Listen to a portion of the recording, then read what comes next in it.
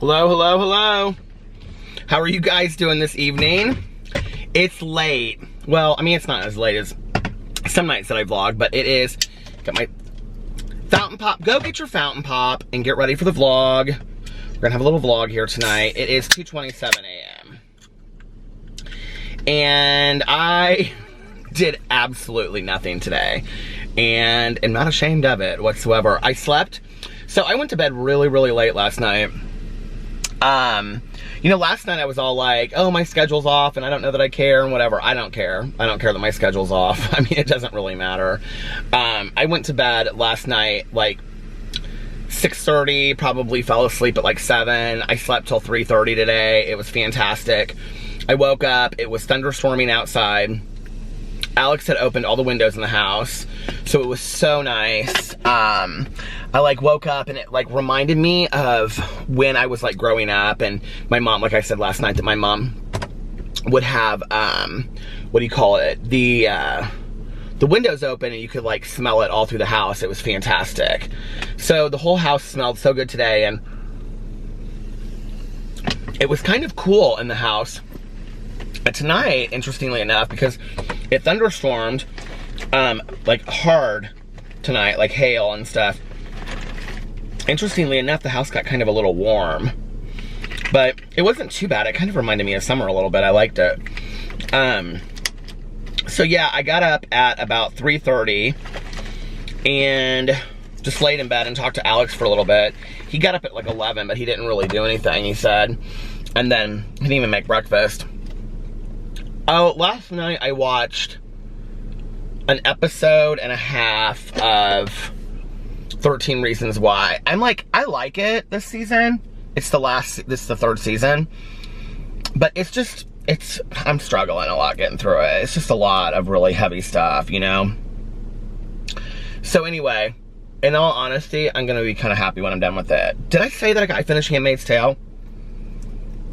Did I finish it last night? I think I finished it last night after I got done vlogging. So I finished Handmaid's Tale. Oh my God, 5 out of 5, fantastic. I don't want to give any spoilers. I don't want to say anything about it, but that book is like incredible. Everybody should read The Handmaid's Tale. And I'm gonna watch the movie with Vanessa Redgrave, but I'm also, there's like, I think like 3 different versions of the movie. But I'm also going to, like 2 or 3. But I'm also going to start watching a show, but I have to finish 13 Reasons Why first. So I'm gonna finish that. And then I started listening to my new book, which is called, I'm afraid if I pull it up, it'll start playing. Hold on a second. It's called In 5 Years, and it's by Rebecca Searle. And that was the book that, do you guys remember, like, I read it, and it was like the romance about the girl that has like the dream, and the dream was like 5 years in the future, and she's like, oh my God, whatever. Okay, so I started listening to it today. Well, I started listening to a little bit of it last night, but only like 5 or 10 minutes of it. And so then today I listened to a bunch of it, and I am about halfway through right now. It is so good. Like, I will say this, like, it's not super well written, and it's not like deep literature or anything like that, but it's just like an escapist novel. It's very good. It's 6 hours and 44 minutes, I think, 6 hours and 45 minutes, something like that on Audible. It's a really quick read. It's basically about this girl that's planned out her whole life, and then she has this dream that's like a premonition of the future, and she's like doing anything she can. It's very much like it reads like a romantic comedy. It's very cute. But like, kind of, if you like, it's not really time travel, I wouldn't say, but it kind of feels a little bit like that. So I made my coffee. I listened to my audiobook for a little bit. I came back upstairs. I laid down with Alex for like another half an hour. I was like, what are you gonna do? And he was like, I'm tired. He was like, I think I might go back to bed for a little bit. I mean, we literally, you guys, did nothing today. And I was like, okay. And the wind was kind of like coming through the windows. I said, I think it's gonna start storming really bad. And so I was like, I'm gonna sit outside and I'm gonna listen to my audiobook for a little bit. That was when I was gonna listen to my audiobook. And he was like, okay.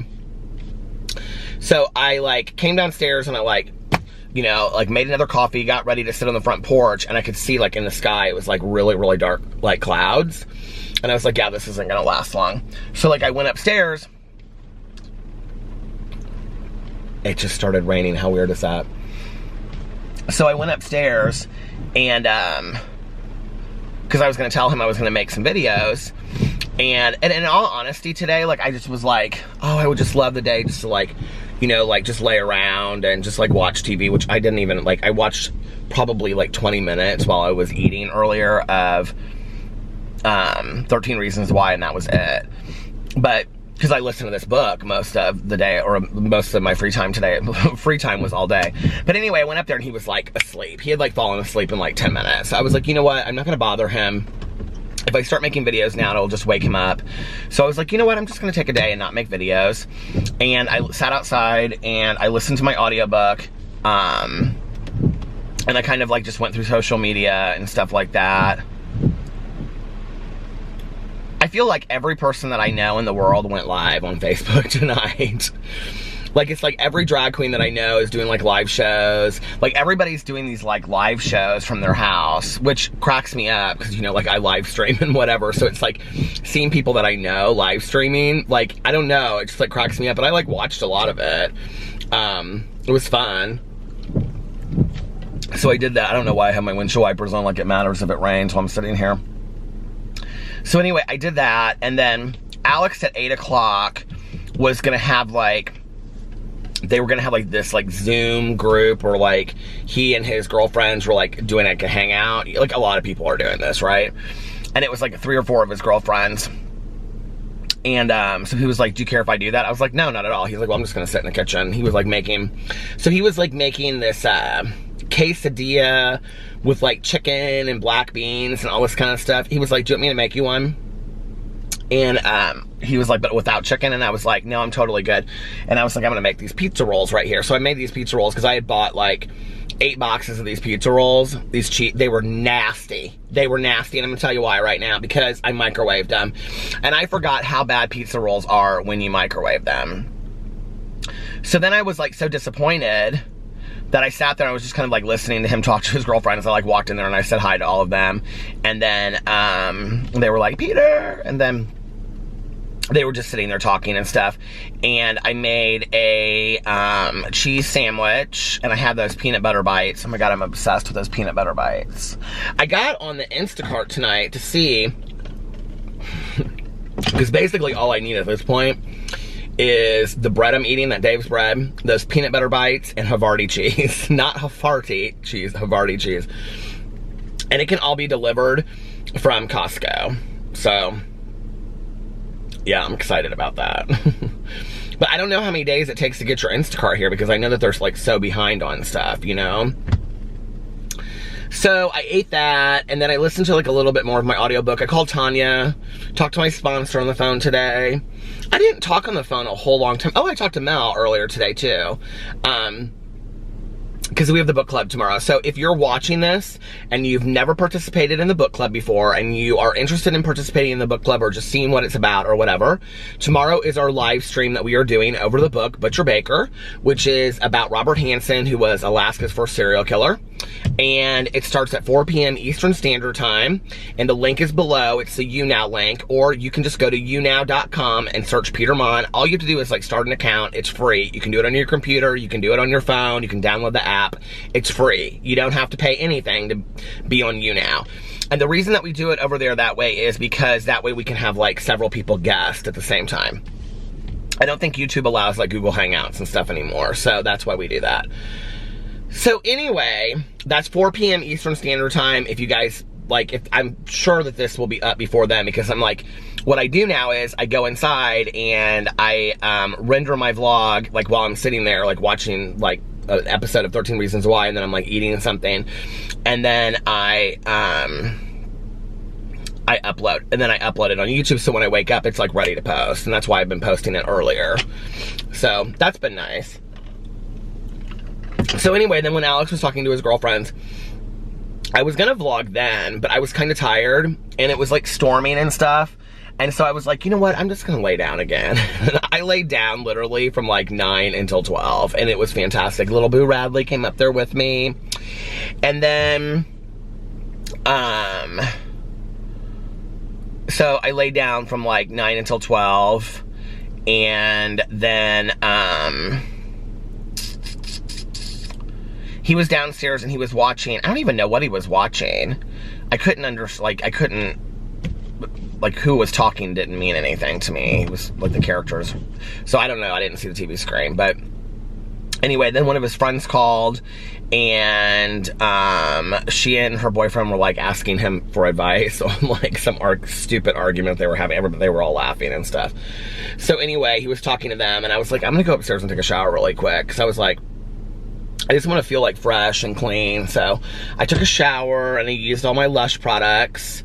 But tonight I used that, what do you call it? That hemp lotion on my face. And it didn't make it real greasy or anything, so. But anyway, and then I put on my pajamas and I was like, okay, let's go vlog. But then I was like, you know what? Like, April's in a couple days. I need to sit down because I have literally waited like 2 weeks to kind of like even look at anything financial. And I'm sure like many people out there, out of sight, out of mind. So I was like sitting down and kind of like trying to figure out like, I think like everybody else, like, when do you start getting worried about stuff? Do you know what I mean? Like, you know, I just, it's such a weird world right now that we don't, you know about all that kind of stuff. So I was just kind of sitting there like looking at all of that. And I will say this, today I haven't really been reading like the statistics and watching the news and stuff like that. It really hasn't. Like, I feel like I need to know what's going on, but I don't need to know every little detail because it just completely stresses me out. And so as long as I stay educated and informed and then like move on, you know what I mean? So I like go and I like check like major news sources, and like I kind of just like skim through it and see if there's anything new. And then I every day go to like the Indiana site to see if there's anything that I need to know for Indiana. And if there's not, then I kind of just stay off of it. And typically the thing is too, is like, I'm sure you guys are the same way. It's like if something happens, somebody tells me, you know what I mean? Oh, the other thing that happened tonight, thankfully, this was right after I got out, like literally right after I got out of the shower, the electricity went off. And I was like, are you kidding me? So, had a hailstorm today, then the electricity goes off. I'm like, this is starting to get spooky. So anyway, and it was so funny because the other day, Alex was talking and he was like, our electricity goes out all the time. And I was like, oh, we saw this house that had had this generator thing on it. And he was like, they have a generator in their house in case the electricity goes out. And because we're kind of like in a floodplain area. And so our electricity, like for some reason, I don't know, it's just like part of us goes out. Like these three like houses go out and across the street they don't, but then like one street over, it's real weird, right? So he was showing me this one house, and it's not a condo, it's like a house. And he was like they have a generator, and I was like, well, how do you know? And he was like, because when our electricity goes off, I can hear it going. Like I'll walk out in the street to see like whose houses are out of electricity, and he was like, I can always hear their generator. And I was like, okay. And he was like, we should get a generator. And I was like, what for? Our electricity never goes out, right? And he was like, yes, it does. And I go, Alex, our electricity maybe goes out like 4 or 5 times a year. And if it does, it's like for a matter of hours. Like, I mean, compared to when I was growing up, like when I was growing up, our electricity went out all the time. Like, I don't know if it was like something back like old timey or something. Like, do you guys remember that growing up? Like our electricity would go out. We literally have like candles for like days. And did you ever see the movie The Hotel New Hampshire by John, what was his name that wrote that? He wrote The World According to Garp too. John, starts with an I. If you've never read his books and you're looking for a really good book, you should, John Ursham, World According to Garp was a great movie too. And it pulled up, of course, the movie, not the book. John Irving. And he also wrote A Prayer for Owen Meany, which the book was fantastic. The movie was Sharon Stone sucked. But in the Hotel New Hampshire, the electricity goes out.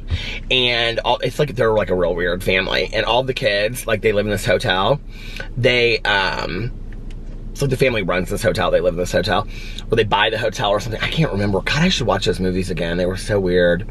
But anyway, they go and they turn all the lights on in the entire house, like all the record players and everything, so like when the electricity comes back on. But like, I remember back in the day, like having flashlights and my mom lighting candles and stuff because the electricity would go out. It would sometimes be for hours and hours.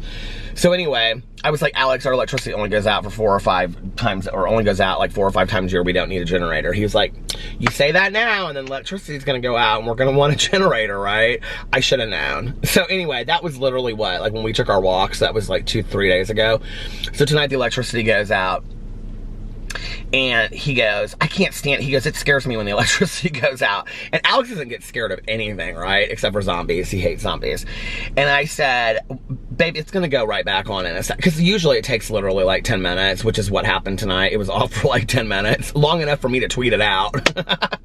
And so I said, babe, it's going to go right back on. He said, and I was just talking about that generator. I was like... That's called marriage right there, right? I was like, I should have known that was coming. So anyway, but then the lights came right back on. But what was weird tonight is that it's usually like just us. And then you can see like one street over. You can see that they're like pitch black too. But when I looked out of my bedroom window, which like we're high, like, so we kind of like look down on the neighborhood like this. You can see the whole neighborhood from our bedroom.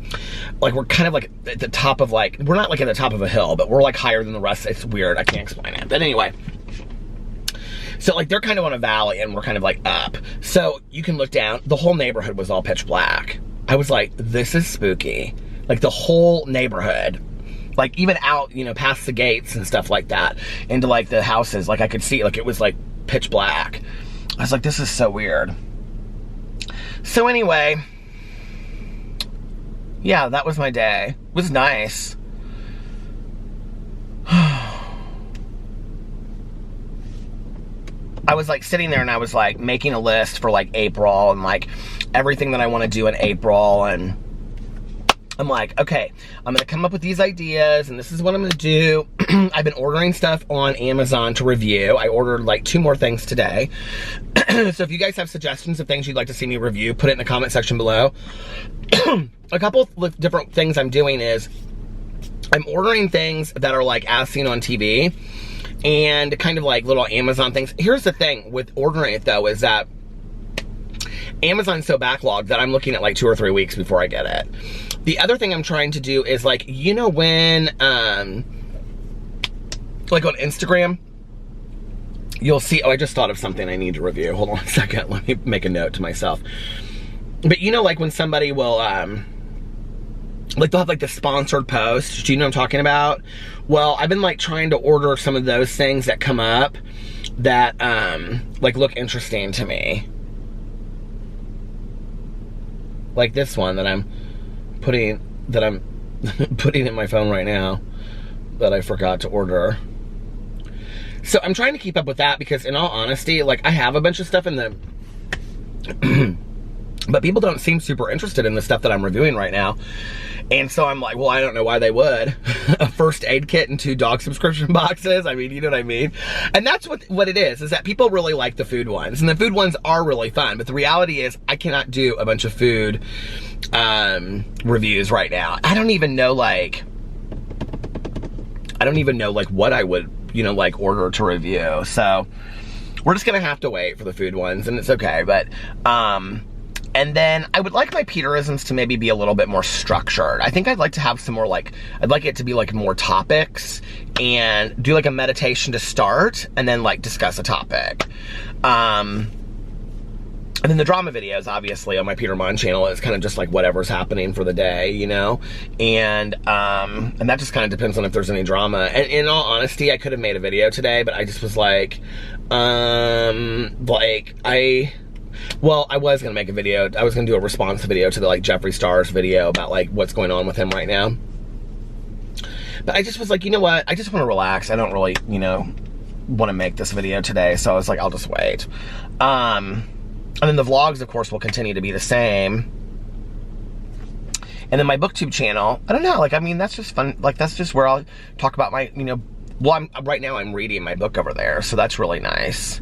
And And that's easy too. And people seem to enjoy that.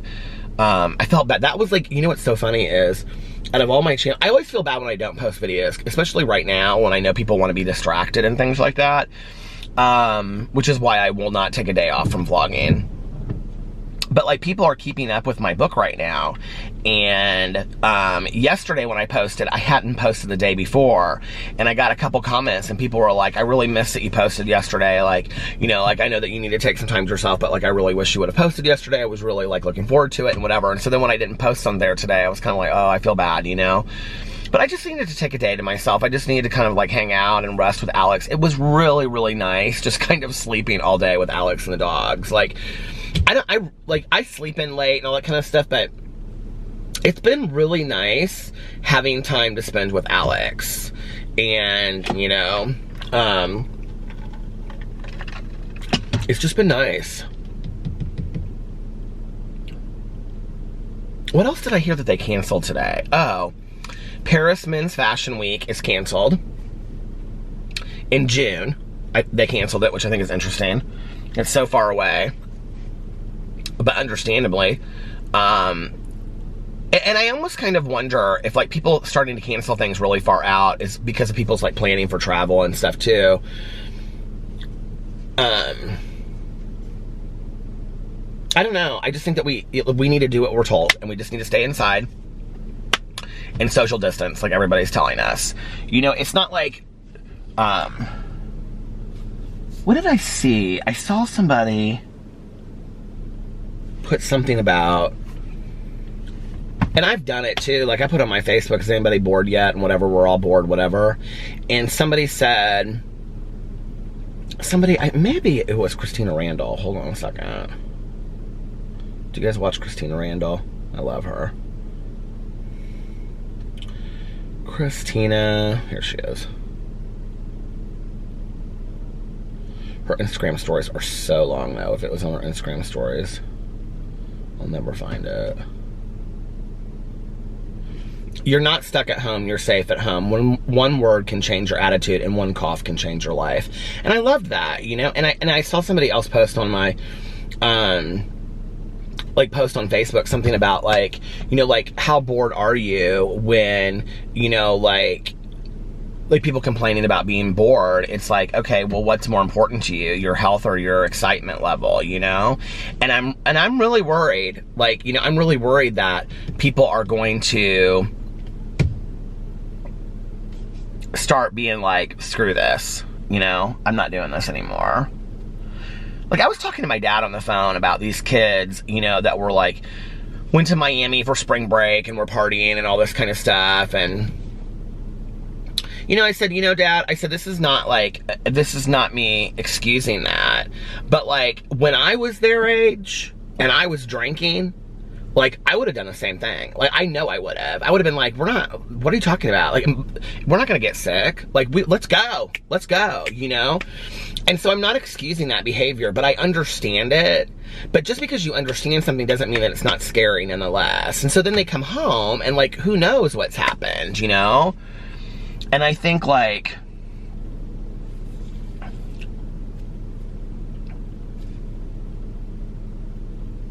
I don't know. You know, I think, oh, it's gonna stop, hold on. I think one of the scariest things to me is, I am not by any means comparing this, okay? But having lived through this, I can share this as my experience. There's pieces that feel very similar to going through the AIDS epidemic. And you know, I came out on the tail end. Have known in my life many, many people that have passed from complications to AIDS. And I think you guys know, like, that's one thing that's like extremely, I take very seriously on my channels and talk about with addiction as well. But you know, like, I keep on thinking about one of the ways that like,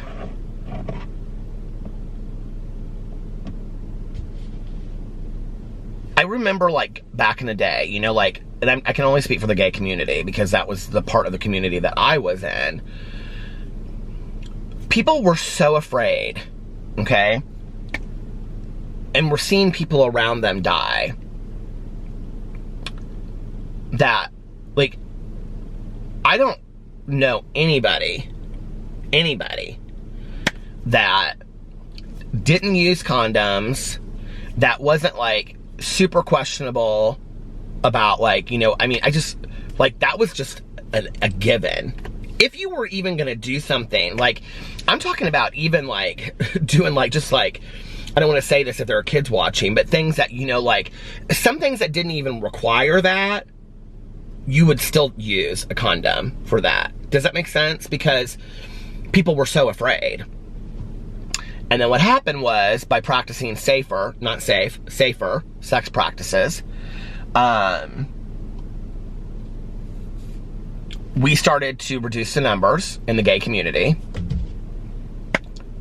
And it started slowly. We saw less and less and less of it.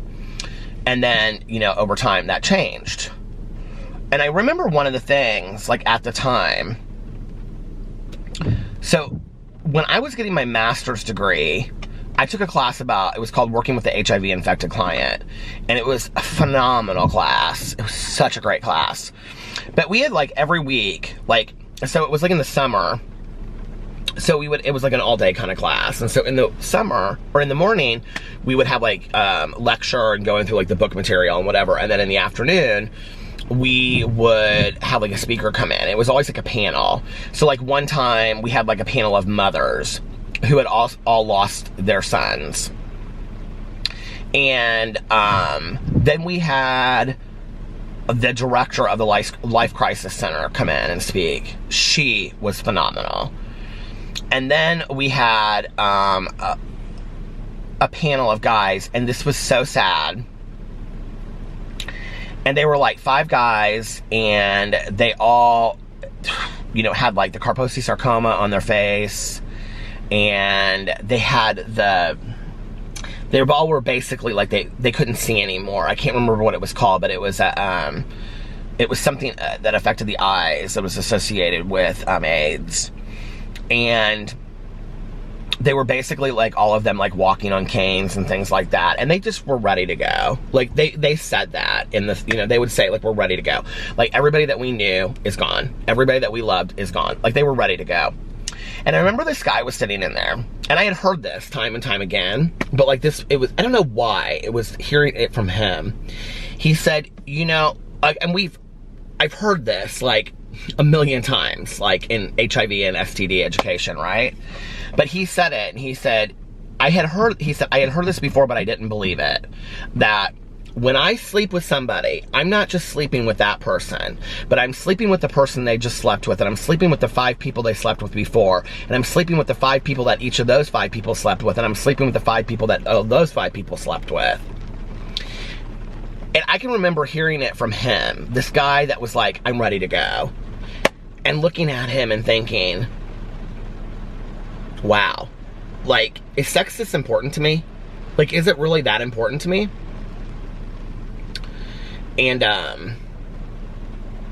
you know, but for the grace of God, I don't know why. Like, that wasn't part of my journey. I have no idea. But I think about that, especially with what's going on right now, because I think about that. Like, so you go see, you know, like, I mean, like, Tanya and I are not seeing each other. I would love to see my best friend, you know? And I told her, I said, I miss you. And she's like, I miss you too. And I said, I'm just scared, you know? And she's like, Peter, I know, I am too. Like, you know, and I guess it's strange to me. Like, and I'm not talking about people that are essential workers and have to go out. Like, I understand that, okay? I understand if you're an essential worker and you have to go out. I'm talking about, like, social activities. Like, I don't understand, like, it's not even, to me, common sense. It's, I don't know.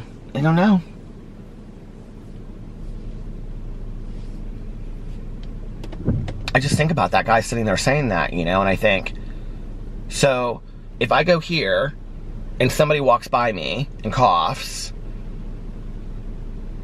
I just, you know, it's, think about how it, you know, I don't know. I just think about it that way, and And so what can I do? I can stay at home and be blessed that I have a home to live in.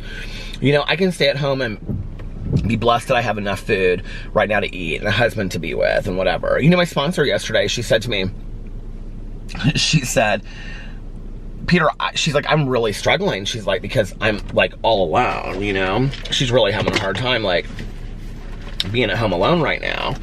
And I said, well, I understand. And I said, I'd love to see you, but, you know, I'm just not comfortable coming over there and stuff. She's like, oh, no, I get it. She's like, I don't want to see anybody either. And, but she's a nurse, so she's weird about this stuff. Like, even more so than I think most people are. She's taking, like, huge precautions. But she's not currently working as a nurse.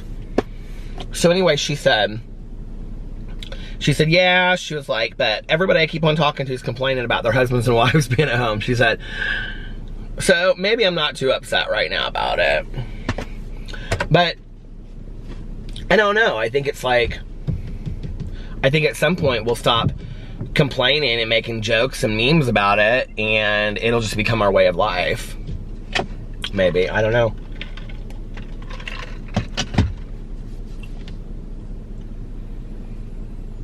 I know my health is more important to me than my boredom level. And not only that, but my keeping other people safe as well. Like, that's a huge part of it to me, right? Like, I think we all have a part in this. So anyway, so let me tell you what else happened today. Are you ready for this? Excitement of the day? This is gonna be a switch. So I was down in the basement and I was looking through some of my mom's paperwork, which I have like, so if you don't know this, when somebody that you, like if you're, you know, excuse me, the executor of somebody's estate and they pass away, everything that you want to do, like everything that you want to do legally, you have to have a death certificate, or you have to have a birth certificate and a death certificate for them, okay?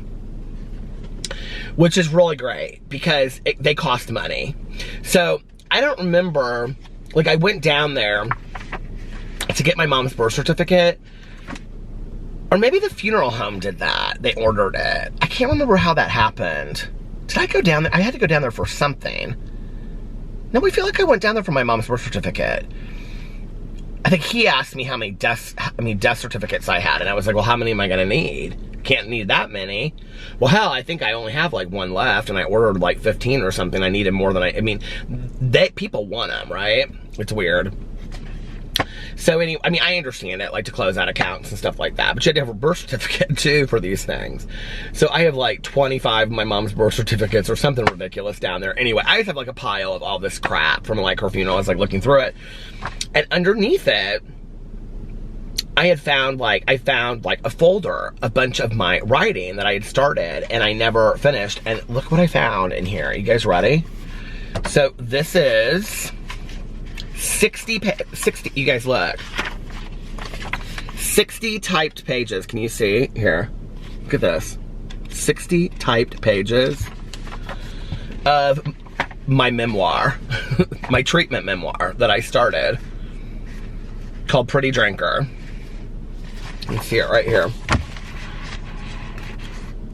Can you see it? It's not wanting to focus, stupid thing. Pretty Drinker. Look at that. Because that's what I referred to my mom as.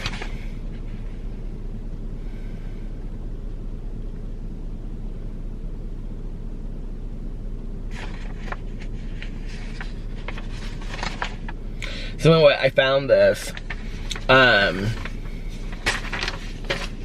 I wrote this. I started, oh God, did it go out of focus? I hate when it does that. Is it working? Is it working? Magic. It could be magic. But I wrote this like 8 years ago. Like after Alex and I got together, he suggested, no, I don't know, maybe it wasn't then. Maybe I started writing this. No, it wasn't. I wrote this before I'd written my other book.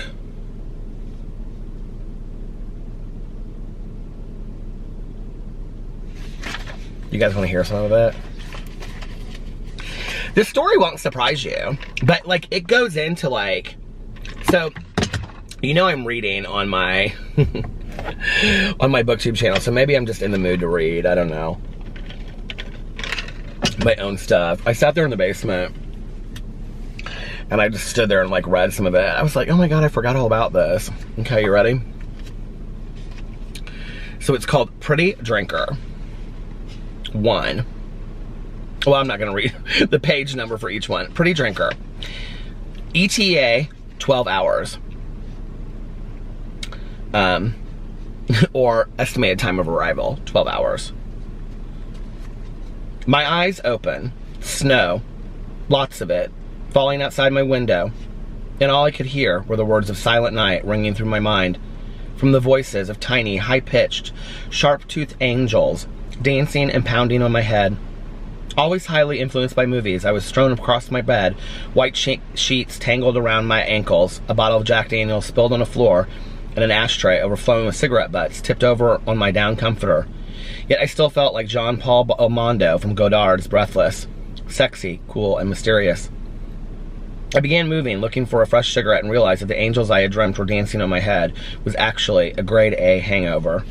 This threatened a day spent in bed, or at least an afternoon, since I had already missed that morning, evidenced by the clock, until I could get my buzz back and feel normal again. For several minutes I stayed in bed, my hand behind my head, pulling on a cigarette, watching the smoke tango around the room. It was a dark day, and the snow falling was thick, a Charlie Brown Christmas snow, pushing my mind to hope for a blizzard, a reason to stay inside, a few bottles of wine, or maybe a bottle of Jack, countless cigarettes and several great movies, maybe even a guest for the night. Although I really liked sleeping alone, because having people come over was messy. Sometimes they wanted to stay, and most of the time I didn't want them to, because I usually found them hanging all over me in the middle of the night. I'd rather just wake up, not really sure how I got there, and look out the window, day after day, not even caring to put pieces together from the night before. I pulled myself out of bed and walked in the kitchen. Somehow it was spotless, and I thought to myself that I must have cleaned up the night before. I pulled a Colt 45 out of the refrigerator and cracked it open. Several months before, I had moved on to malt liquor because it was cheaper and more potent. I stood there a few minutes, watching the snow pile up on my back patio, and tried to figure out what the hell I was going to do for the day. I loved staying in, but I didn't like the idea of being trapped. After I chugged the malt liquor, I found a bottle of bad vodka in the freezer and mixed a vodka and tonic, probably a triple, and walked into the living room, which I did not find as spotless as the kitchen. My television was still turned on, and there was a huge red stain bleeding through the middle of the carpet by the fireplace. Cigarette butts littered the floor, and cracked CDs covered the couch. I pushed them off onto the floor and sat down, my head still pounding. After a few minutes, I realized I would need to call in reinforcements for this hangover, and walked into the kitchen, chugging half the vodka and tonic and filling the glass back up with Pepto-Bismol and vodka.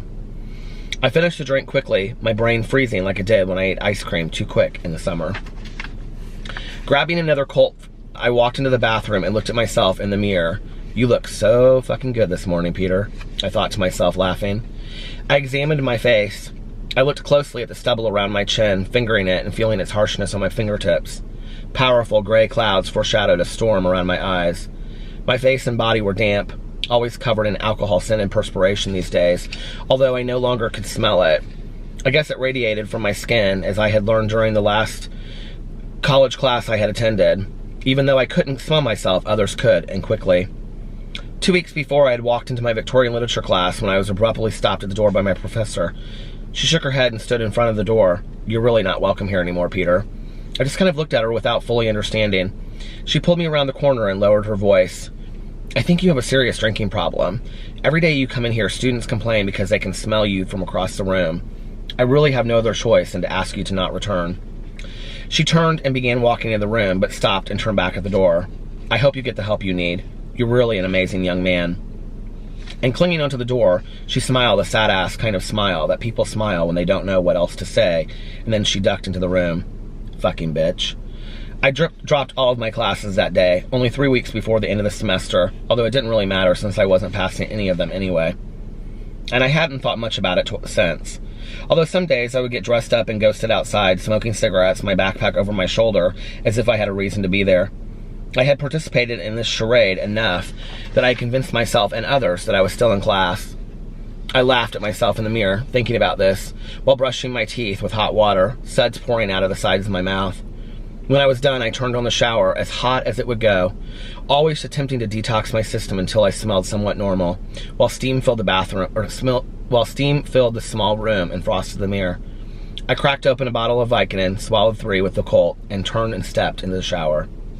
Back then and even now, I always start my day with a shower. How things have changed, right? A small piece of wisdom my mother allowed upon me when she would roust me up in the morning, long before my high school days, when her days started later than mine because of her increasing alcoholism. She told me it was always important to get up, get dressed, and start your day. The motto of a pretty drinker. While a shower pierced and blistered my face and body, I closed my eyes and drank from the Colt can, which had accompanied me under the water. I soaped and cleaned myself up and became beautiful. I stood there for a long time, just allowing the water to fall over me.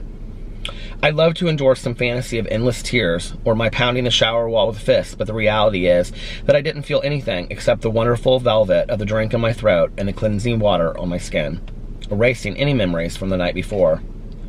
The night before had become a common chapter in my life. There weren't any memories from the night before, past about 8 o'clock. I had learned not to ask questions when one of my friends would say, "Oh my God, do you know what you did last night?" I would simply just laugh and quickly change the subject before dissecting my dancing on a table or taking my pants off in some public place. After my shower, I walked around in a white terry cloth robe my dad had bought me. I imagined, as I smoked a joint, several cigarettes, fixed my hair, and lounged around all afternoon, that I was actually some misplaced character from a Fitzgerald or Hemingway novel, shot through a time warp to December 1994. The rest of my day progressed in much the same manner, lazing in front of the television, one cigarette after another, a few hits from a joint while watching a movie interlaced with snippets of the Weather Channel, forecasting a fairly heavy snowstorm. This would by no means slow down my plans for the evening. Typically, I always kept one movie on in the background of my day, played over and over again like a sad record scratching its way through a lengthy divorce. To Kill a Mockingbird. I think the idea of Scout, Jim, and Dill running around provided some semblance of innocence and childhood which I had somehow lost in the bottle, along with my own integrity, sweated from the pores of my skin. I tended to always lean toward the beautiful and desolate, and I desperately missed being a child. By this time, it was past 7, and I needed to begin my nightly ritual of getting ready for my night out with my friends. I'd already made several phone calls, inviting myself over to their houses to hang out and drink before going to the bars, and I think by this time I was more of a nuisance than an enjoyable presence. But I found myself there every night anyway because it was much easier to sit around with other people than being alone, although I usually felt lonelier in a group of people than I did by myself. After throwing on my favorite pair of jeans and a tight white t-shirt, I pulled on my biker jacket and black boots and walked out to my car.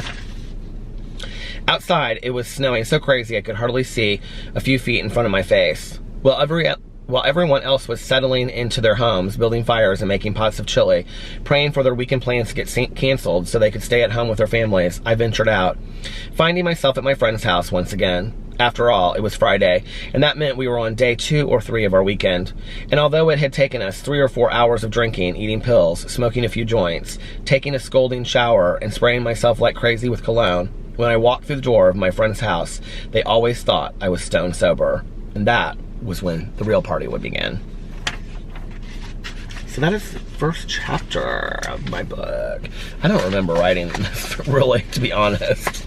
I remember sitting there and kind of like talking to Alex about it and stuff like that, but I don't really remember much of it. Should I read a little bit more? Are you guys bored? You're like, yeah, we're totally bored. I guess you don't really have so much say in the matter, do you? What's funny about it is, though, I don't really know why I stopped. I want to look at the end and see if it was...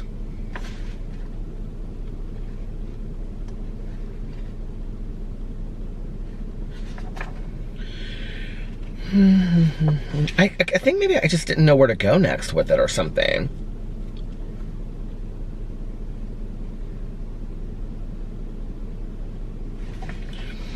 It's funny though because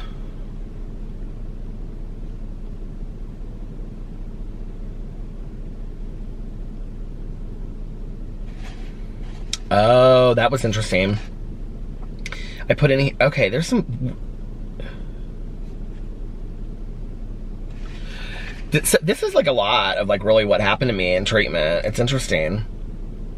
And I had some not pleasant experiences in treatment. Some really, really, really not pleasant experiences in treatment.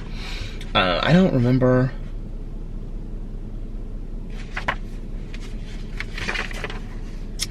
Anyway, I remember Alex encouraging me to write this at the time.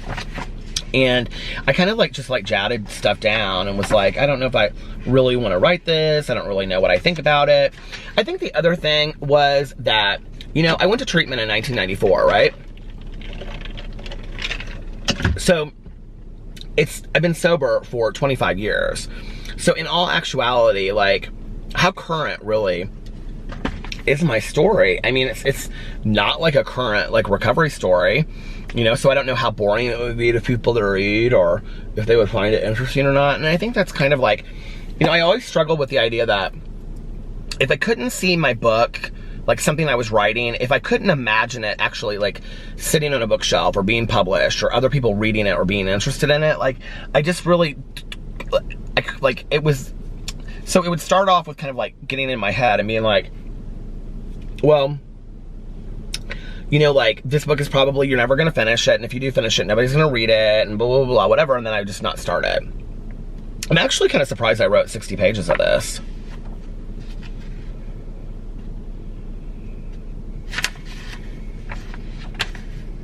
I think I might if you guys like this, let me know in the comment sections below. I might read, let's see how long the next chapter is. 1, 2. I mean, it's no different than me telling a story, right? 1, 2, 3, 4, 5, 6, 7 pages.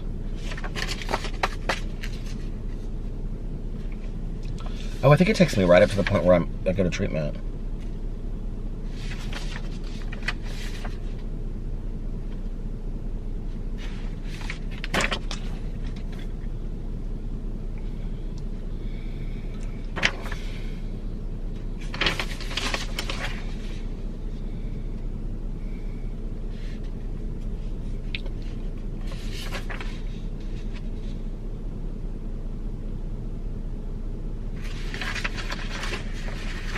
Yeah, like 7 pages.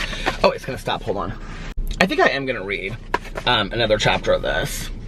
It's interesting for me to read. Maybe I'll pick this up again and start writing this again. I don't know.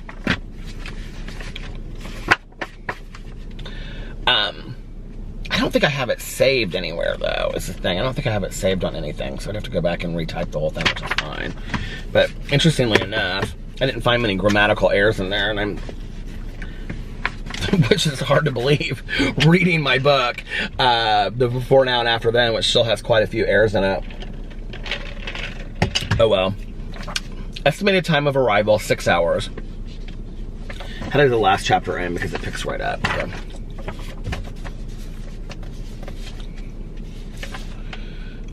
And that was when the real party would begin at the friend's house. And honestly, that's pretty much the extent of the party. At least as much, oh, there's a mistake. At least as much as I remember anyway. There was the first drink, which at one point in my career, hold on a second, am I reading the right chapter?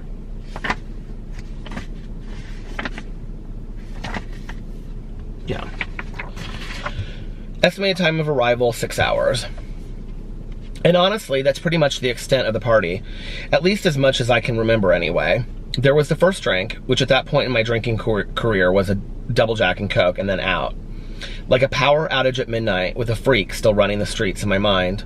I don't remember much else, and I have learned through the years that my memory is like a scrapbook with missing pictures, or pictures with the wrong information written in the back in smudged ink. I have learned to rely on others to fill in the blanks, but still, they usually get it wrong. Other people can always supply facts, but the interpretation is different from every person you meet, and I definitely appreciated, at the time, a much more muted version than what my friends and family typically wanted to supply. I don't remember much else. I remember standing at the bar in a club, but I don't remember which club. I remember someone buying me drinks, and although I knew I didn't like the person, I let him buy me drinks anyway, all night long. But I don't remember that someone. I just remember the feeling associated with the shadow. I've met a lot of shadows along the way. They still haunt me from the time They still haunt me from time to time when someone tries to come up to me now, and I try to put their face to a shadow from the past. I remember going out or being led by my wrist into the alley behind the club, snow falling all around us. Now, since I've written this, I have to tell you, I do know what club it is. What's interesting to me is that I completely left out this guy that I met that night who was a friend of my friend that became my first boyfriend after I got out of treatment. I don't know why I would have left him out at the time. I don't know. Anyway, I remember going out or being led by my wrist into the alley behind the club, snow falling all around us. It should have been romantic, and maybe it was for him, but all I remember was smoking rock cocaine from a glass pipe, the flakes of snow sizzling as they landed on the clear canal as smoke rose into my throat. Peace of mind gone. The next thing I know, I'm sitting in the living room in my friend Jack's house while he's fighting. That's interesting, I used his real name. Well, he's gone. He's passed away, so he was my first boyfriend. The next thing I know, I'm sitting in the living room of my friend Jack's house while he's fighting me for my keys, screaming at me, but the audio tape is garbled and I feel like he's speaking to me in another language. I run into the kitchen and grab a beer from the refrigerator, laughing hysterically as he chases me around the kitchen. I lean up against the stove, sliding to the floor as I pop the beer can open and it sprays in Jack's face. I begin laughing uncontrollably again until Jack dangles the keys in front of my face, knowing that all I ever wanted at the end of the night was to be in my bed, at home, safe. He dangles those keys in front of my face, smiles, and walks into the bedroom, shutting the door behind him. Ah, but I was a clever one. I waited for an hour or so, flipping through Jack's cassette tapes, drinking a few beers, and then I slipped into his room and stole back the keys. If I remember correctly, I don't think he fought me very hard. I think he was just ready to give up. I do remember I stole several tapes from Jack that night. I stole a Tori Amos tape, and I stole a Sarah McLachlan tape too. I walked out to a ton of beer. I walked out to my car, sipping a beer and holding onto the cassette tapes and a six-pack I had stolen from Jack, and fell on the ice.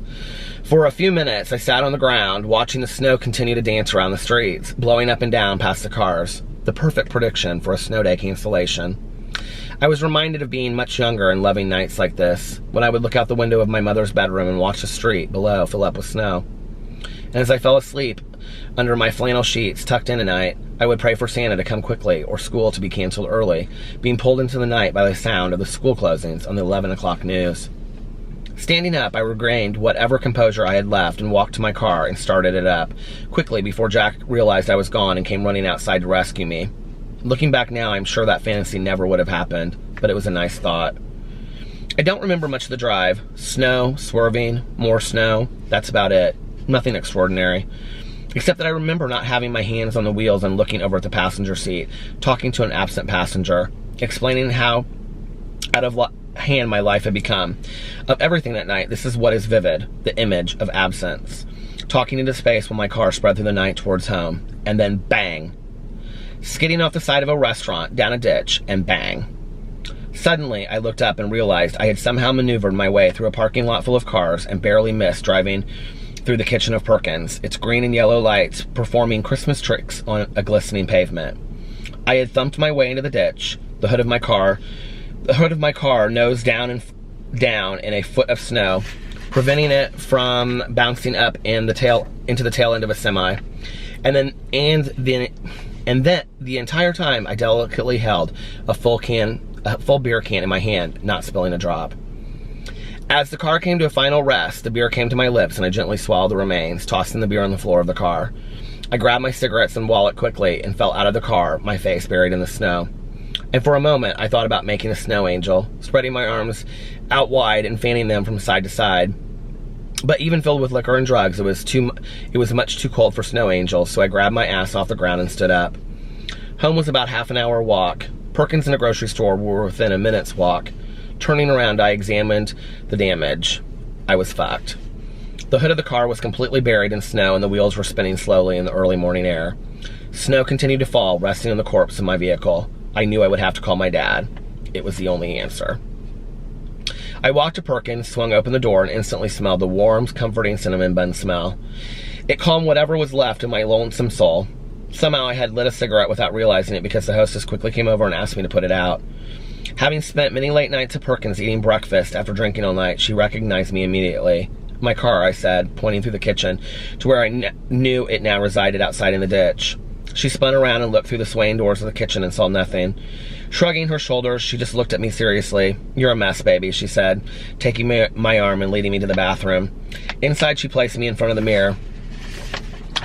Looking up, I realized how fucked I really was. Scratches tattooed my face, and the corner of my mouth was bleeding. My hair looked like it hadn't been combed in days, and I wasn't wearing anything except boxer shorts, a t-shirt, and that same old biker jacket. Somewhere along the way, I had lost my jeans and was now just wearing black boots. She cleaned me up the best she could and then turned me around facing her. "What happened? Do you remember?" And again, the act with the pointing at the car through the window. "Were you in an accident, honey?" I nodded.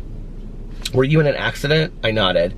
"Well, maybe we should call someone," she asked, and again I nodded. I don't remember giving her my dad's number, but the next thing I knew, I was eating a hot cinnamon roll at the counter while she called my dad. I looked at the clock and saw that it was almost 5 a.m. When she began talking to him, she turned around, wrapping the phone cord around her shoulder like a long scarf. I realized this was my chance at freedom. I stuffed the rest of the cinnamon roll in my mouth and fled out the door back into the snow, which had now become a formidable blizzard. I raced for freedom across the parking lot towards the comforting lights of the grocery store, promising business 24 hours a day. Once inside, I went straight to the counter. Somewhere in between the crash and the whiff of cinnamon, I had sobered up enough to realize I was either going to treatment or going to jail, having suffered a long history of illegal issues related to my love of substances. Knowing these were my two definite points of travel, I knew I would need cigarettes, and lots of them. I pulled out the money in my pocket and instructed the cashier to give me as many packs of cigarettes as she could with the money I had in my hand. She counted out several packs, handed them to me, and took my money. I walked back out in the snow and gone. The rest, I don't remember. My father said he found me walking over the interstate in the same attire I described before.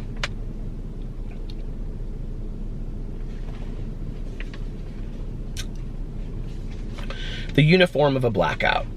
He told me that when he had found me, I just kept repeating over and over again that I wanted to go home. Looking back, I have to imagine I must have meant some kind of home where safety is abundant and beds are comforting and understanding. The car was littered with alcohol and most probably other illegal substances. And when my father arrived, he apparently said, "Jail or treatment, it's your decision, but I'm done."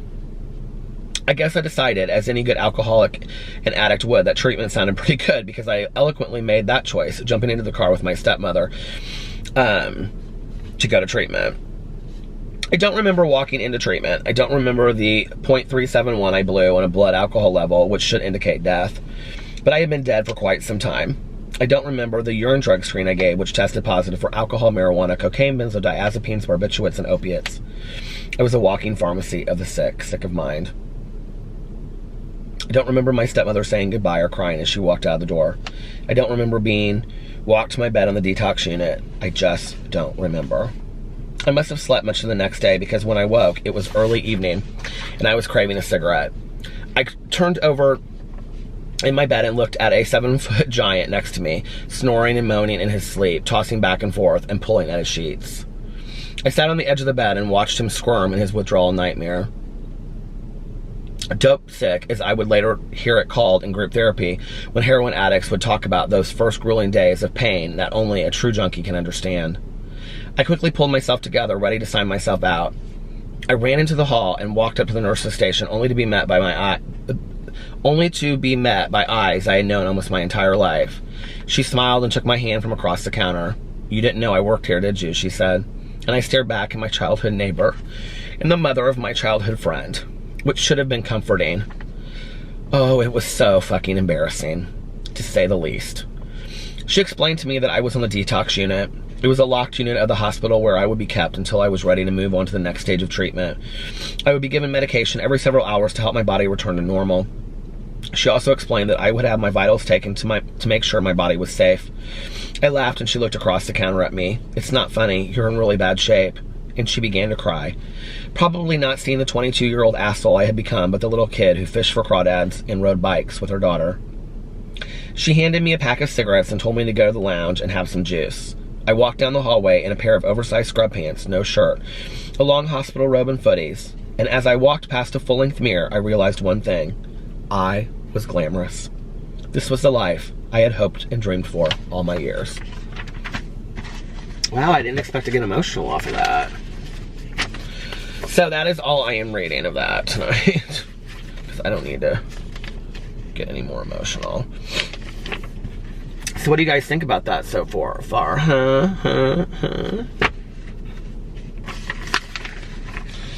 Maybe I'll pick that back up again one of these days if anybody's interested in. If anybody thinks that they would be interesting to read. I'm so used to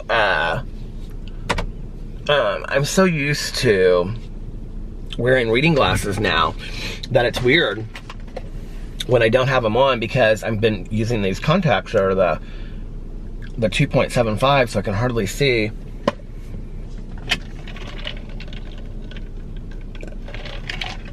It's weird reading that, you know? It's like,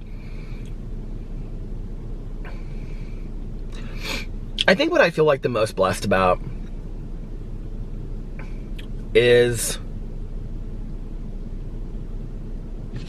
well, I feel blessed in many ways, you know, like, I mean, it's so crazy, like, to me, it's like, because I'm reading it as, you know, you guys are hearing it as a story, but as I'm reading it, I'm reliving it in my head. Like, I can see it. I can see my apartment. And, you know, I can see Jack's house. And I can see this woman that worked at Perkins, who then, like, years later, her name was Nancy. Years later, like, I went in there, and I was with some friends, and I said, like, I need to make amends to her. I said, oh, is Nancy here? I need to make amends to her. And they said, oh, no, sweetie, didn't you hear? Nancy passed away, and I think she died of, like, lung cancer or something. And I was like, oh, my God. And she just, like, passed away, like, 2 months before or something. Which, you know, I think proves, like, if you have things to say to somebody, say them when you have the chance, right? But, like,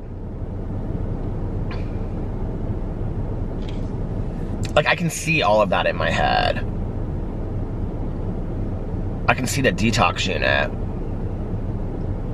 I can see my neighbor, like, standing there. I can see that little coffee lounge that I went down and smoked. If I keep on reading it, there's a woman that I sat in there and talked to. And, I mean, it's all so vivid to me. It's weird, you know? But I feel so blessed for my life today. It's like, everything that I have is a direct result of my sobriety, you know? Like, everybody that I know in my life, and my relationship with Alex. And I think probably most of all, like, why I get emotional is, like, I mean, my dad and I, like, our relationship has been so repaired as a result of that, you know?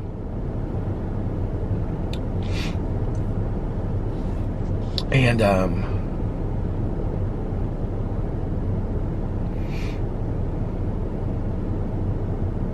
so it's weird reading that.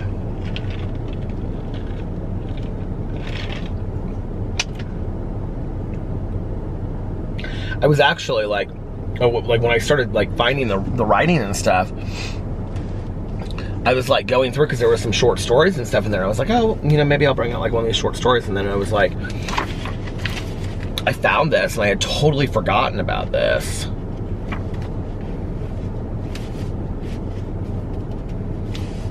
don't know.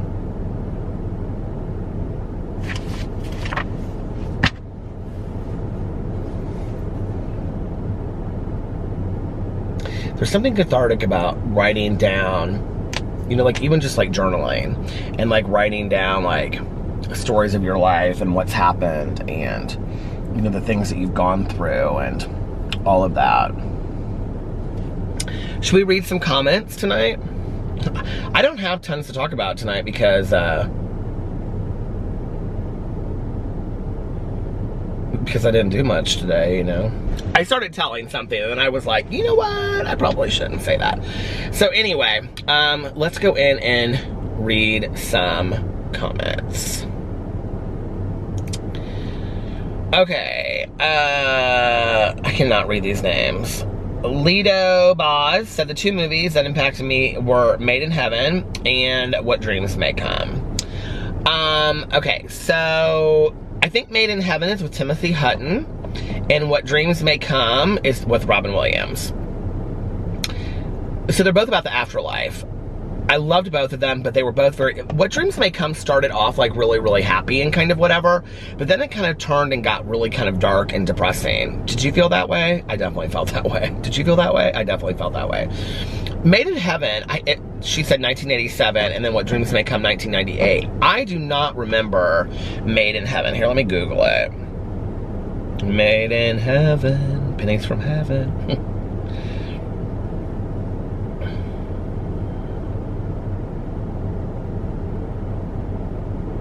1987 movie.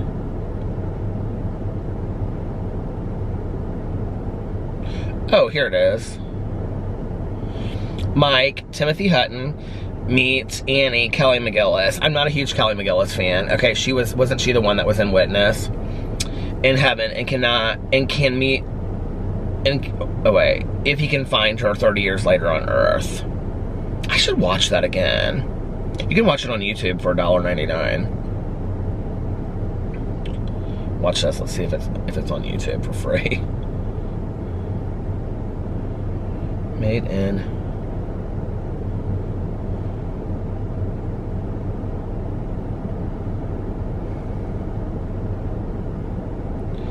Heaven. Nope. Oh.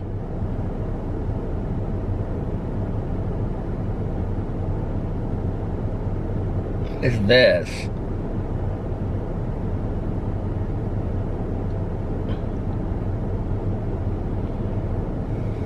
That's crap. Do you ever go to these movies? Oh my god, this is so funny. I looked at right underneath here is Witness. Yeah, you can't. Oh wait, 1952 film. Yeah, you have to buy it or rent it somewhere. It might be on something though, like Amazon Prime or whatever. I should watch that again. Have you ever seen the movie Defending Your Life with Meryl Streep and James? I can't think of what his name is. I loved that movie so much. All right. I love to read stuff and watch movies about the afterlife. They always have an impact on me. All right, let's skim through here and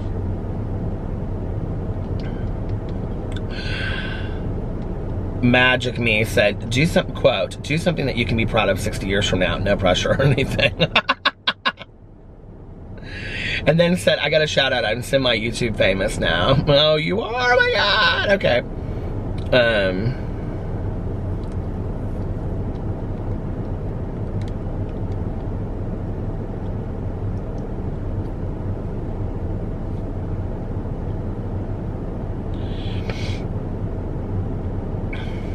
I'm just reading through here to see what everybody's saying.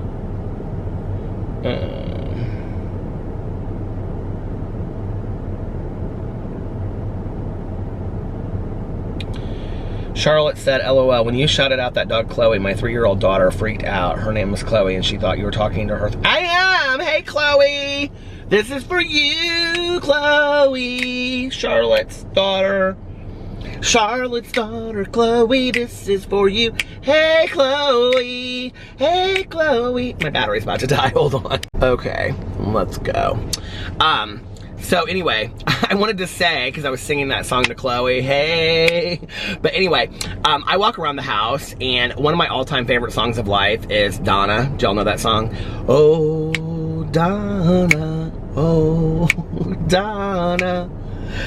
I had a girl. Oh, I don't know. I knew a girl and Donna was her name. So anyway, I switched the words and I sing like, I had a dog and Tucker was his name. Whoa, whoa, whoa. Anyway, and Alex just laughs because he's like, how many times can you rewrite that stupid Donna song? Do you remember that song? It was from Los Lobos. I think it's by, who sang that Donna? The song, I need some potato chips and onion dip. The song Donna. I think I actually bought it not too long ago because I sing it so much around my house. Richie Valens. Oh, because that's what Los Lobos was about. Did you ever see that movie? I love that movie. But anyway, and then my second verse is, I had a dog, Boo Radley was his name, Boo. And then I go on and on and on, get it? Okay, anyway. I knew a girl and Chloe was her name, na na na na, Charlotte was her mom, and they didn't have the same name. I don't know what else to say to make it rhyme. Anyway. Okay. Team Clark said, all 3 of my kids were like Peter mentioned us. I know a family, Team Clark is their name. Whoa, whoa, whoa. I am so grateful that even though I am off work, I get paid. Oh, that's awesome. I know so many people that aren't, so that's amazing. And she said, I also believe that this will bring families closer together, or I hope anyways. I hope so too.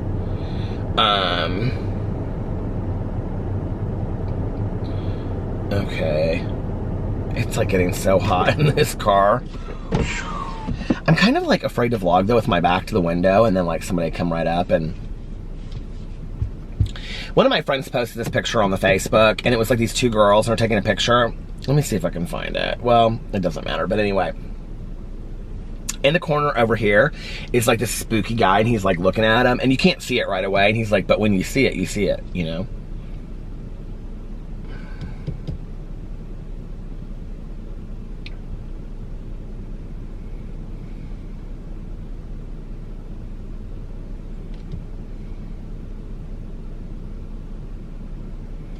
Caitlin said, I freaking love you, Peter Monn. All caps. She's shouting, I freaking love you, Peter Monn. Watch every second of this and don't feel alone. I felt like everything hit me all at once, too.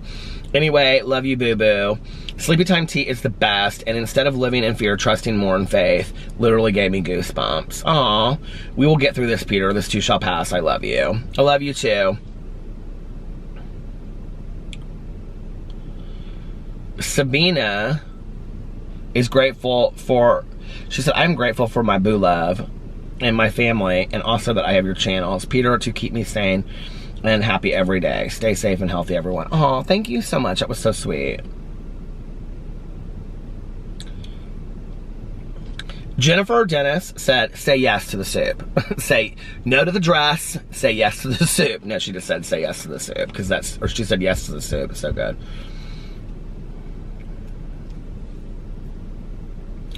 Jessica said, when they tell us we need to stay home, I want to go out. When everything was fine, I didn't mind being at home. A lot running through my head. I'm not scared of this. Just very aware of how serious the situation is. Stay safe, wash your hands, grateful that for today, everyone I love is healthy.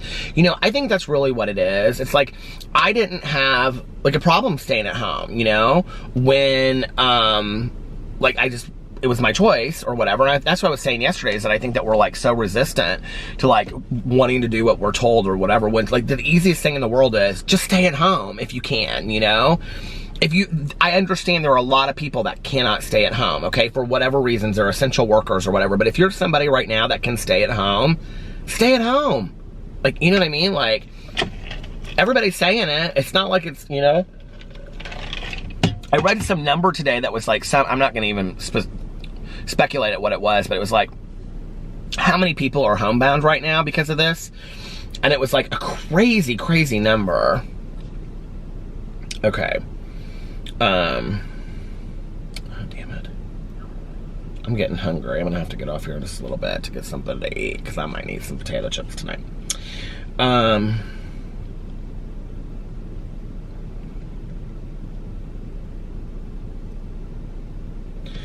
Caroline, that's my cousin's name. My cousin Caroline. I gotta call her.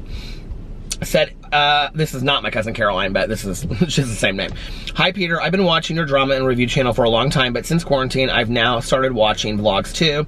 I don't usually comment, but I'm home from college and missing all of my friends and feeling quite lonely. And listening to you talk, oh, feels like I'm chatting with one of my good Judies. Thank you so much for working so hard to make all these videos on all of your channels. They really help. People, especially right now, stay happy, safe, and healthy. Oh, thank you so much, Caroline. By the way, that's one of my favorite names. If I had daughters, I loved Caroline, and I loved Elise, which is why I said that about Frances is another one of my favorite numbers. Frances said, I've been feeling overwhelmed with Facebook too and thought about deactivating my account for a while because it's taking a toll on my mental health. Yeah, I've been trying just not to go over there as much. And like when I see something that looks like real serious, I kind of just go over it, you know? I kind of also know, like you guys probably, if you're like me, you kind of know your friends that are going to put out like the really, you know, like, what's the word? The catastrophizing kind of stuff, you know? And it's like, I don't need that right now. Or they're going to put out the super political statements. I'm just like, I don't really need that right now. Like, hey, I appreciate that you feel that way, but like, I don't really want to get into this, you know? And,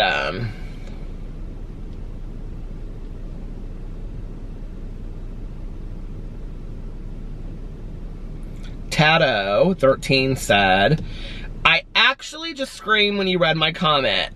I've watched you for years and I just recently started commenting and it makes me feel so much closer to everyone. I'm so glad you do. I love the community that you guys have formed in the comment sections, that you just like comment and everybody feels so comfortable doing it. It's so fantastic and I love it. It just is like the coolest thing. And I'm assuming you like the name Alice because go ask Alice. Most of my family is in recovery and my Nana had me read that book when I was younger. Alice is Danny's mother's name in my book, the Before, Now, and After Then. I just have always loved the name Alice. So,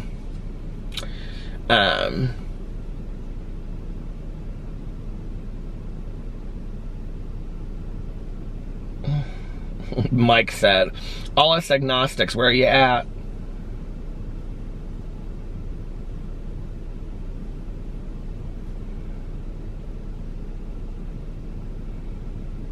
I love that you guys put the things in here that you're grateful for. That really means a lot to me.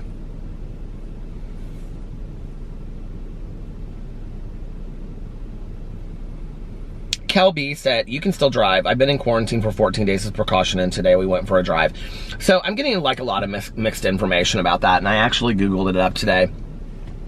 Because they're still saying that we can go to state parks and things like that, but then it's like essential travel only. So I'm really confused as to what it is, but I haven't traveled anywhere, so until I know exactly what that means.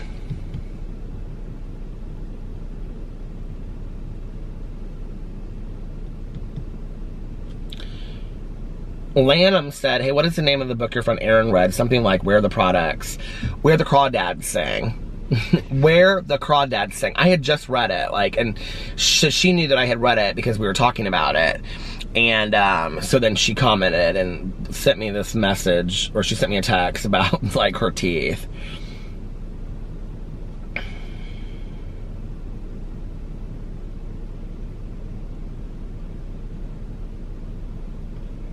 Jessie got a sunburn in her driveway. Well, we got rain in our driveway, girl, so shut your mouth.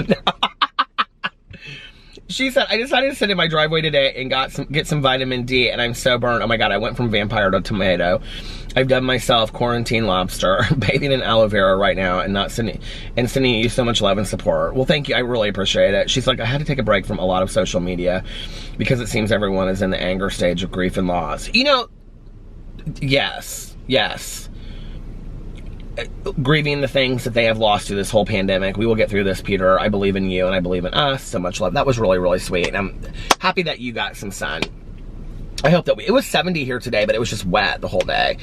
You know, I don't know if I talked about this on here, but I've been talking a lot about this with like Tanya and my sponsor and stuff, that like we're grieving the world that we knew before, you know? And the reality is that we don't know when it's ever going to go back to how it was, or if it's going to ever go back to how it was, you know? Like, it may never go back to that. I mean, yes, do I think that we'll be able to go out and travel again and things like that? Yes, I think that we'll be able to do that. But do I think that it will change forever the way that we look at things? Yes, I do. I think it will. I think going forward, people will always have safety supplies at their house. I think that's one thing people will always have. I think we will keep distance from each other, which is sad. I think the way that we interact and the way that we go out and things, you know, at least for a while, I think it will be that way. You know, I think we'll always kind of be triggered for that in our heads. And I am looking for a day that it's not that way, you know. I don't know.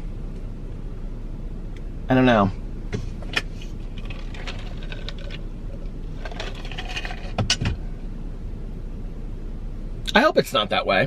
I hope it's not, you know? All of my friends are posting these videos and they're like, when the quarantine is over, you know, and I'm like, and they're like, this is how it's gonna be, and they're like going back to the club, and they're like, yeah. Do you know what'll be so funny is that, like, when the quarantine is over, I'll still be at home or driving around in my car vlogging, and my husband will go out. He'll be like, do you want to go? And I'll be like, no, I'm good. I'm staying home tonight.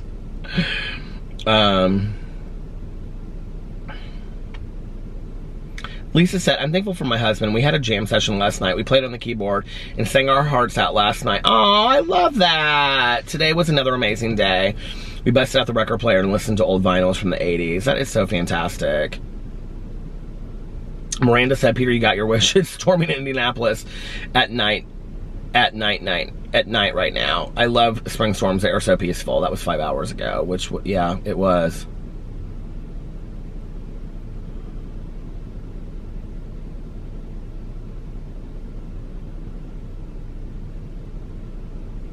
Okay, so Michelle said something, and I think that this is really important, and I've seen this, like my mother-in-law put something out like this. She said, you always say to focus on the good things, comments, etc. Focus on the number that have and are recovered. It is much bigger than the other and the misinformation. She said she's a nurse, and so thank you for your service, Michelle. I really, really appreciate that. But I think that's such an important thing, is that we have to focus on also the positive, the people that are recovered and the people that are recovering and getting better from this. And I think that's a great sentiment, and I really, really appreciate you bringing that up, because that's a way to look at this in a positive way instead of, like for me, that those are the comments that make me go, like I can breathe again, you know, they make me feel a little bit better. So thank you for that comment. I really appreciate it. I needed to be reminded of that.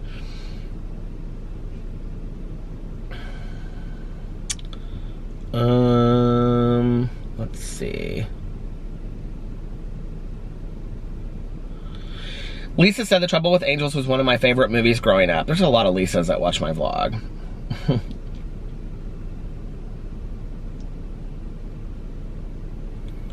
Dane said, I watched this at 7 p.m. and you said today will be an amazing day at the end, and I actually did have an amazing day. Aw.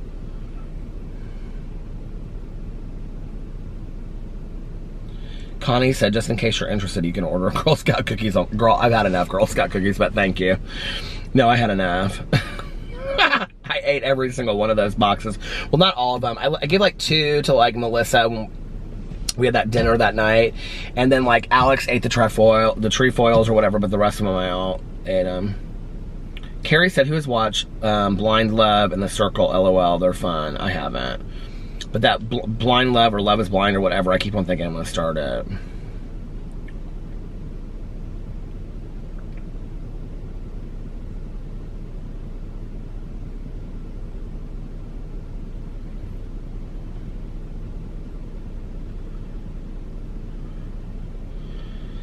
Ina said, oh, Peter, thank you for doing a shout out to my daughter Ariel. She waved at you and it put a big smile on her face. That also made my day. And by the way, my name is pronounced A-I-N-N-A. Ina? Ina. I hope I'm pronouncing that right. Oh, that makes me really happy.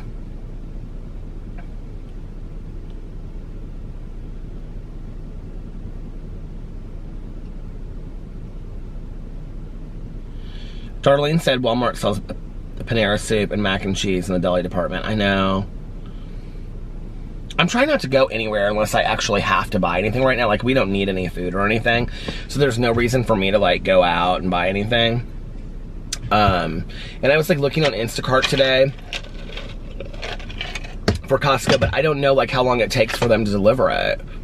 Like, when I looked last week for Kroger, it was, like, when I looked on, like, Tuesday or Wednesday, it was, like, Sunday, but we didn't need anything, and our refrigerator is full, so there wasn't even room that, you know, if we did order something. And then when I looked on Costco, it said no dates or times available. So I was like, okay, like, I was gonna order, like, you know, like orange juice and cheese and the pretzel bites and a couple other things.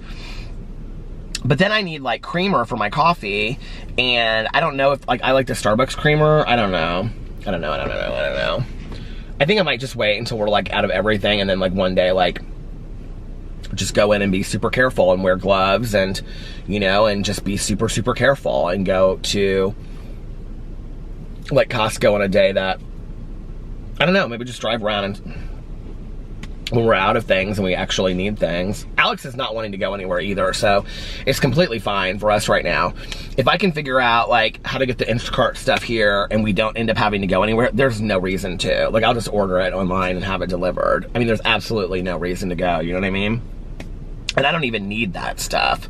So maybe I'll just do it tomorrow. I'll just order it tomorrow, and then when it comes, and I'll just order another thing of that. I'm obsessed right now with that cinnamon dolce latte. Like, the cloud was like over our fireplace, and it looked like there was like smoke coming out of it. That cinnamon dolce latte coffee cream. We don't need anything. There's nothing that we need from the grocery store. We're completely fine. But Alex is cooking so much at home. But like I said to him today, I said, do you still have eggs? And he was like, yeah, I still have eggs. So all of our friends, with the exception of Tanya and Eric, are, well, Melissa and Jason aren't either, but most of our friends, most of the people that I know are doing carry out, are still to this day doing carry out and going to the grocery store and stuff.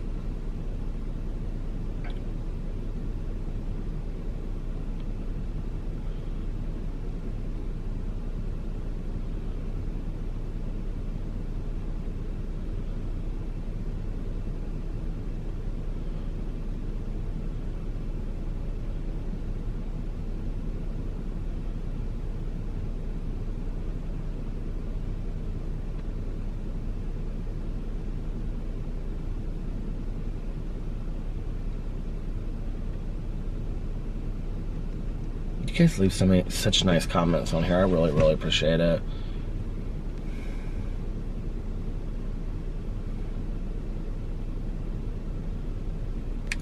Someone said, I love that Oprah video. I first came across it. This is Patrick. Years ago, and have had it bookmarked ever since. I revisit it often. I hope you won't mind if I share the link with everyone right here. It's so powerful and the message is so encouraging. Which one is it? Oh, the surrender one. So if you go into the comment sections, thank you, Patrick, for linking that, actually. Patrick linked it underneath there, the surrender story that she talks about when she was getting her, what do you call it?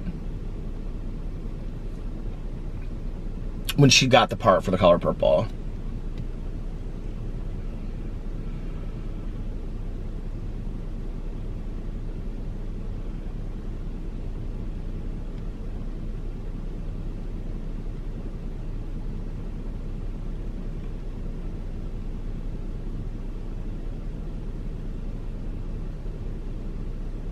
These comments are like going into the last couple days.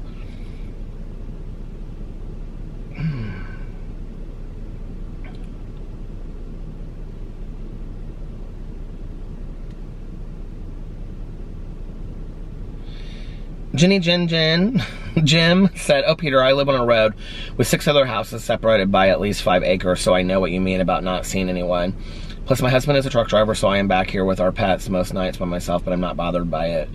I was walking laps in my front yard Thursday just because the sun was out. I am working from home, so I'm staying busy, but can only do household chores so many times. That is the truth, isn't it?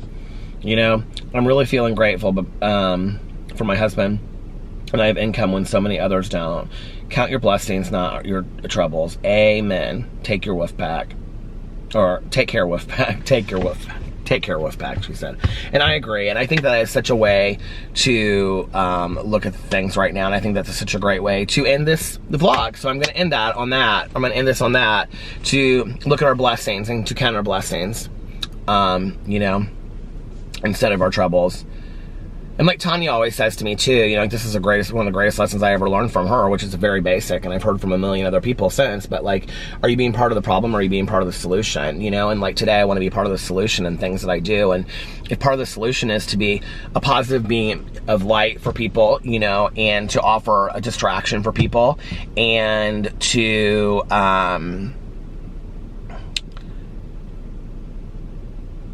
you know, I don't know, stay at home, then I can do that, right? Like, that's not asking a whole lot.